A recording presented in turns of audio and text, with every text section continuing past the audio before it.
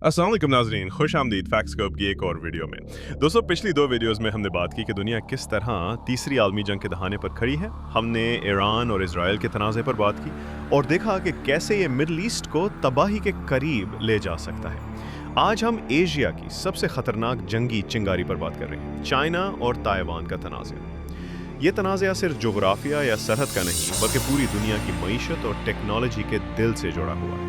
दोस्तों, ताइवान एक छोटा सा आइलैंड है, लेकिन यहाँ दुनिया की सबसे एडवांस्ड चिप फैक्ट्रीज हैं। ये चिप्स हर चीज़ में इस्तेमाल होती हैं, mobile phones, cars, medical equipment, यहाँ तक कि फाइटर जेट्स तक। अगर यहाँ जंग छिड़ गई तो सिर्फ एशिया नहीं, पूरी दुनिया की इकॉनमी क्राइसिस में जा सकती है। चाइना इस आइलैंड को अपना हिस्सा समझता है और कहता है कि ताइवान की आज़ादी की कोई हैसियत नहीं।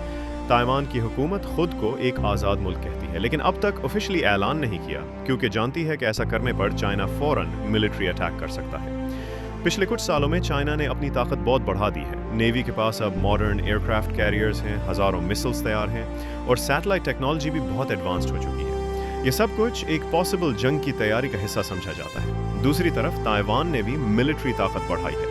नए एयर डिफेंस सिस्टम्स, जंगी तैयारे और सबसे अहम अमेरिका की खुली हिमायत। अमेरिका कहता है कि अगर चाइना ने ताइवान पर हमला किया तो वो ताइवान का साथ देगा। कुछ मंथ्स पहले चाइना ने ताइवान के गिर्द बहुत बड़ी मिलिट्री एक्सरसाइजेस की। तकरीबन 100 से ज़्यादा फाइटर जेट्स ने ताइवान के करीब परवाज की। ताइवान ने भी अपने मिसाइल्स और फौज को अलर्ट कर दिया। माहौल इस कदर टेंस हो गया कि दुनिया भर के मार्केट्स नीचे आ गए थे।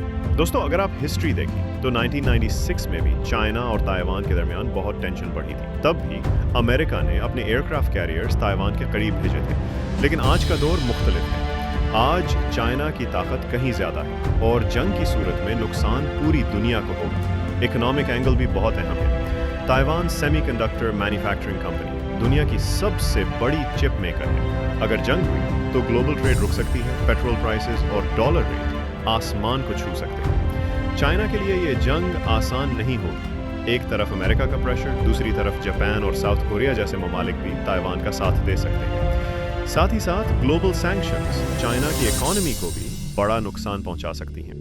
एक्सपर्ट्स कहते हैं कि अगर 5-10 साल सबसे खतरनाक हैं, क्योंकि अगर ताइवान ऑफिशियली अपनी आज़ादी अनाउंस करता है तो चाइना के लिए जंग लाजमी बन सकती है। आखिर में सवाल यह है, क्या ये कॉन्फ्लिक्ट वाकई तीसरी आलमी जंग को जन्म दे सकता है?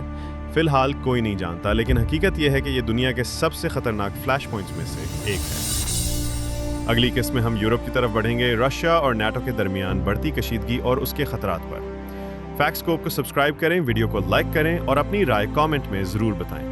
मिलते हैं अगली वीडियो में। अल्लाह हाफिज़।